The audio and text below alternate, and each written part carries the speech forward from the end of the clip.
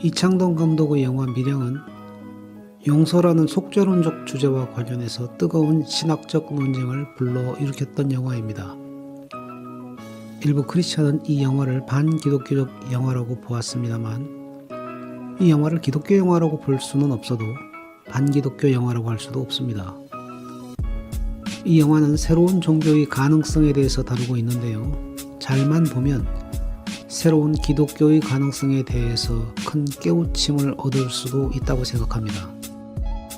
이 영화는 밝은 햇살로 가득한 푸른 하늘 장면에서 시작하여 햇볕이 땅의 한 구석을 비밀스럽게 비추는 장면으로 끝이 납니다. 하늘에서 시작하여 땅으로 끝나는 것이죠. 감독은 이 두 장면을 통해서 종교에는 하늘의 종교와 땅의 종교 두 가지가 존재한다고 말하는 것 같습니다. 더 나아가 미래의 종교는 하늘의 종교에서 땅의 종교로 내려오는 것이라고 주장하는 것 같습니다. 영화는 시종일관 기독교인을 불편하게 합니다. 왜냐하면 기독교, 특별히 개신교회의 속사를 적나라하게 드러내기 때문입니다. 기독교의 모습을 과장하고 왜곡하는 기존의 반기독교적인 영화와는 달리 감독은 리얼리즘의 대가답게 기독교의 예배, 모임, 설교와 신학을 있는 그대로 보여줍니다. 그런데 그것이 우리를 더욱 불편하게 합니다. 영화 속에서 교회와 신자는 특별한 범죄를 저지르거나 폐륜적인 행태를 보이지 않습니다. 가증스러운 위선을 떨지도 않습니다. 시내를 전도하려고 애쓰는 약사나 시내가 어려움을 당할 때 그를 위로하고 격려하고 기도해주는 기독교인의 모습은 갸륵합니다. 솔직히 이 정도의 교회와 성도면 괜찮은 편에 속합니다. 하지만 영화를 보는 내내 우리를 불편하게 만드는 뭔가가 있습니다. 어떤 모습이 우리를 찜찜하게 할까요? 감독은 기존의 기독교를 하늘의 종교로 규정하는 것 같습니다. 여기서 하늘이 의미하는 바는 너무 멀리 떨어져 있는 존재, 즉 초연한 존재입니다. 하늘은 땅에서 너무 멉니다. 그러다 보니 하늘은 땅에서 일어나는 일에 별로 관심이 없습니다. 하늘은 무감동적 존재입니다. 청명한 하늘은 첫 장면에서 등장하지만 시내가 아들의 시체를 찾으러 갔을 때에도 다시 등장합니다. 준의 시체가 강변에 버려져 있는 그곳 하늘은 잔인할 정도로 푸르릅니다. 그 하늘의 청명함은 시내의 고통에 아무런 관심도 없는 것 같습니다. 시내는 그 하늘이 원망스럽기만 합니다. 청명한 하늘은 무감동적 존재로서의 하늘을 의미합니다. 이러한 하늘은 신의 순환 불가능성, impassibility를 상징합니다. 전통적인 조직 신학에서 하나님은 전지전능 편재하시며 완전 불변 영원하십니다. 고로 하나님은 후회하시거나 고통을 느끼시거나 슬퍼하실 수 없습니다. 그러다 보니 하나님은 인간이 당하는 희로애락에 대해서 초연한 분이십니다. 그러한 초연한 신을 믿는 종교가 바로 하늘의 종교입니다. 영화 속에 등장하는 기독교인들의 언어를 살펴보면 무감동의 언어를 사용합니다. 이 언어는 땅의 문제에 대해서 공감하지 못하는 언어입니다. 처음에 약사가 시내에게 전도할 때 불행한 일을 당하고 밀양에 내려오게 되었으니 소중한 하나님의 말씀을 들어보라고 전도합니다. 또 아들 준이 죽었을 때 약사는 시내에게 정말로 필요한 것은 하나님의 사랑이라며 부흥의 참석을 권합니다. 시내가 하나님이 그렇게 사랑이 크신데 왜 준이가 처참하게 죽는 것을 내버려 두셨느냐고 묻자 세상 모든 일에는 하나님의 뜻이 있다는 사실을 알아야 한다고 말합니다. 모든 문제에 다 답이 있는 것처럼 말하고 그 답을 다 아는 척하고 또 그 답을 가르치려 합니다. 목사님의 설교도 비슷합니다. 믿음으로 이겨내야 한다. 기도 속에서 해답을 찾고 하나님의 음성을 들을 수 있다. 이러한 언어는 신중심적이며 추상적입니다. 기독교인들의 신중심적 언어는 고난당하는 자에게는 공허한 메아리일 뿐입니다. 신지식은 충만하지만 인간에 대한 이해는 심히 빈곤합니다. 그래서 기독교인들은 마치 이 땅에 두 발을 딛지 않고 살고 있는 듯이 말하고 행동합니다. 이들이 믿는 종교가 바로 하늘의 종교이고 무감동의 종교입니다. 한쪽에는 하늘의 종교를 신앙하는 종교인이 있습니다. 그런데 그 정반대편에는 땅에 속한 사람들이 있습니다. 땅에 속한 사람들은 지극히 세속적인 존재들입니다. 이들은 음담 패설을 짓거리고 다방 레지를 희롱하는 그런 존재들입니다. 종교인들은 보이지 않는 것이 존재한다고 믿습니다. 그래서 눈에 보이지는 않아도 햇빛 한 조각에도 주님의 뜻이 숨어 있다고 말합니다. 그러나 세속적인 인간들은 눈에 보이는 것만 믿습니다. 총차는 시내의 피아노 학원에 가짜 콩쿠르 입상 상장을 걸어줍니다. 받지도 않은 상장을 왜 거느냐고 시내가 따지자 총차는 이런 게 있어야 시골에서 소문이 난다며 상을 안 받았어도 그냥 받았다고 치자고 합니다. 이러한 인간들은 시내가 종찬을 속물이라고 규정했던 바로 그러한 부류의 인간들입니다.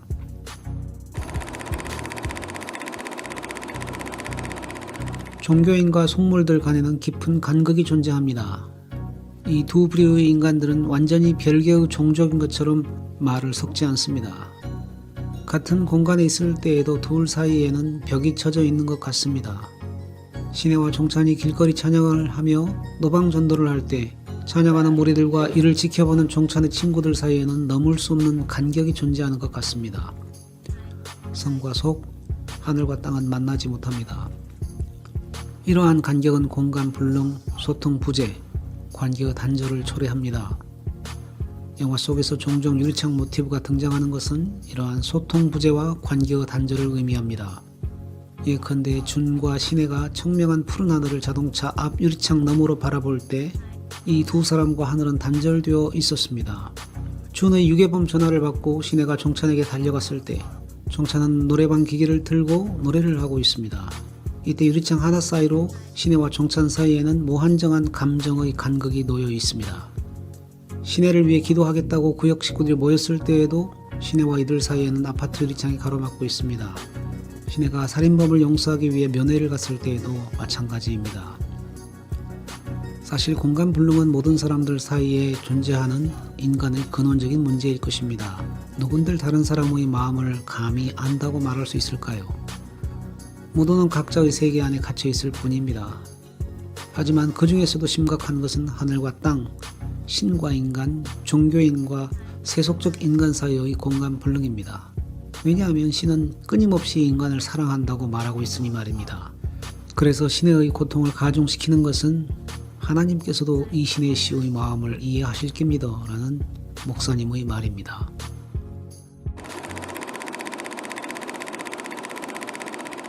영화에서 신혜는 세 가지 정체성을 갖습니다. 그리고 그녀의 세 가지 정체성은 세 종류의 시선으로 표현됩니다. 영화는 신혜의 변화되는 시선을 추적하면서 진행됩니다.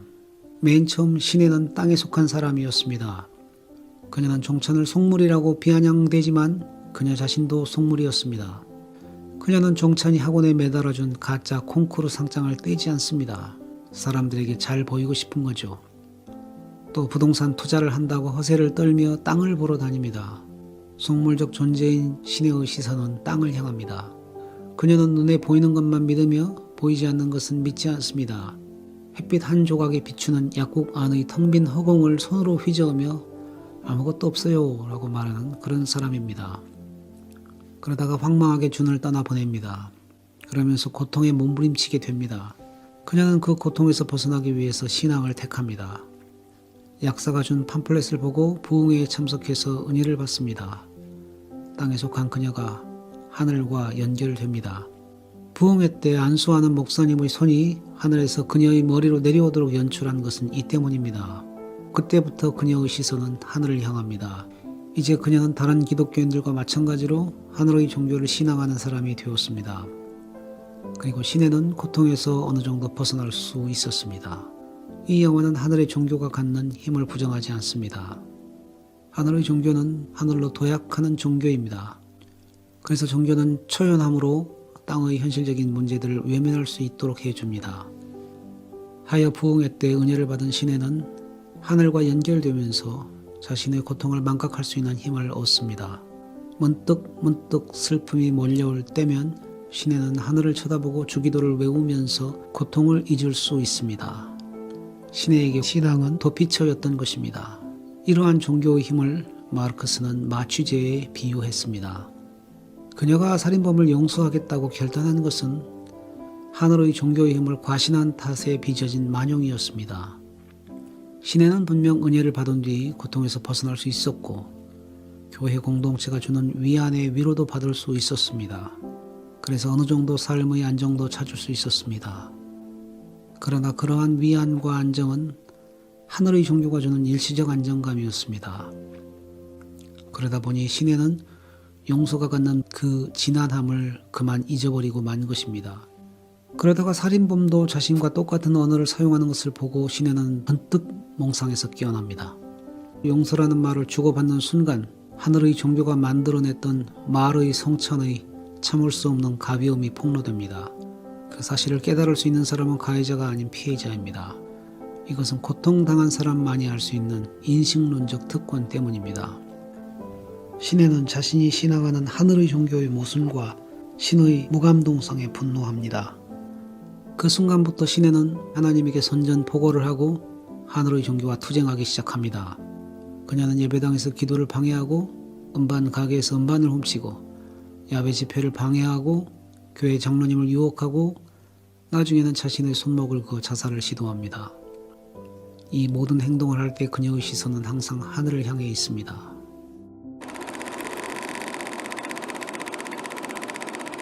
하지만 이 영화는 기독교를 아편이라고 비판하는 반기독교적 영화가 아닙니다. 도리어 이 영화는 진정한 종교, 더 나아가 진정한 기독교의 모습이 무엇인지 찾아볼 수 있도록 돕는 영화입니다. 어디서 그 사실을 알 수 있느냐면 시내가 하나님을 떠나지 않고 하나님과 싸운다는 데 있습니다. 그녀는 마치 야복강의 야곱처럼 망루에 선 하박국처럼 재에 앉은 욥처럼 하나님과 투쟁합니다. 그녀가 싸우는 하나님은 무감동의 신이요 하늘의 종교입니다. 지상의 고통에도 무관심한 그런 신을 향해 어떻게 그럴 수 있느냐며 주먹을 휘두르고 있는 것입니다. 그녀는 신을 떠난 것이 아니라 도리어 신을 찾고 있습니다. 그런 점에서 그녀의 이름이 신의 곧 신을 향한 사랑인 것은 참으로 적절합니다. 그녀는 현대판 데오빌로입니다. 하나님을 향한 신의 저항이 점점 절정으로 치닫습니다. 그녀는 장로님을 유혹해서 교회로 나와 섹스를 하려고 했습니다. 차 안에서 관계하려다가 말고 차 밖으로 나오는데 이유는 하나님과 정면 대결을 하기 위해서입니다. 그녀는 땅에 드러누워 자신의 몸을 장로님에게 맡기고는 하늘을 노려다보면서 뭐라고 속삭입니다. 이때 카메라는 그녀의 목소리를 잘 듣기 위해서 하늘에서 땅으로 내려옵니다. 마치 하늘의 하나님이 히브리노예의 신음소리를 듣기 위해서 땅으로 내려오시는 것 같습니다. 카메라가 지상으로 내려오자 그녀의 소리가 들립니다. 보이냐고. 그때 하나님이 신의 목소리를 듣습니다. 하나님은 그 순간 무감동의 하나님이 아닙니다. 고통 중에 신음하는 한 과부의 목소리를 듣기 위해서 하늘 보좌를 버리고 지상으로 내려오시는 하나님이십니다. 영화의 마지막 장면은 최고의 명장면이 아닐 수 없습니다. 정신병원에서 퇴원한 시내는 종천의 인도로 머리를 깎으려고 미용실에 들어갑니다. 그런데 하필 그곳에서 그녀는 살인범의 딸에게 자신의 머리를 맡기는 상황에 처합니다. 머리를 반쯤 깎던 시내는 벌컥 화를 내며 미용실을 뛰쳐나옵니다. 그녀의 분노는 어김없이 하늘을 향합니다. 도대체 왜 당신은 이런 식으로 내 인생에 간섭하십니까? 시내는 집으로 가서 거울을 벽에 기대고는 자기 손으로 자기 머리를 직접 자릅니다. 우리는 여기서 시내의 시선이 새롭게 변화되는 장면을 목격하게 됩니다. 그녀의 시선은 이제 하늘이 아니라 자기 자신을 향합니다. 처음에는 땅을 향하다가 그 다음은 하늘을 향했던 그녀의 시선이 마침내 자기 자신을 향합니다. 이제 시내는 하늘의 종교 도움 없이 고통과도 마주할 수 있습니다. 늘 어느 때처럼 종찬이 따라와서 거울을 들어줍니다. 시내는 종찬이 들어주는 거울을 보면서 계속 머리 자르는 일을 멈추지 않습니다. 카메라는 시내의 잘려진 머리카락을 따라 땅으로 내려옵니다. 그리고 마당 한켠에 멈춰 섭니다. 그곳에는 다 쓴 락스병이 버려져 있고 꾸정물이 고여 있습니다. 아마도 이 세상에서 가장 낮은 곳이며 가장 비루한 곳일 것입니다. 이 낮고 비루한 곳을 햇살이 가만히 비추고 있습니다. 참으로 비밀스러운 햇빛 시크릿 선샤인입니다. 이 영화에서 햇살은 신의 임재를 상징합니다. 즉 시내가 스스로 자신의 머리를 자르고 있는 바로 그 자리에 종찬이 거울을 받쳐주고 있는 그곳에 하나님도 함께 하고 계시는 것입니다. 영화의 첫 장면은 청명한 하늘을 가득 채운 햇살이라면 마지막 장면은 세상에서 가장 낮고 비루한 땅을 은밀하게 비추는 햇살로 끝납니다. 이는 무감동의 하나님이 고통당하는 사람과 함께 하시는 하나님으로 변화된 모습이라고 할 수 있습니다. 그리고 이것은 하늘의 종교에서 땅의 종교로 변화된 모습이기도 합니다. 땅의 종교에서 시내가 머리를 깎고 있는 마당은 거룩한 성전이 되고 머리를 깎는 일상의 일은 거룩한 예배가 됩니다.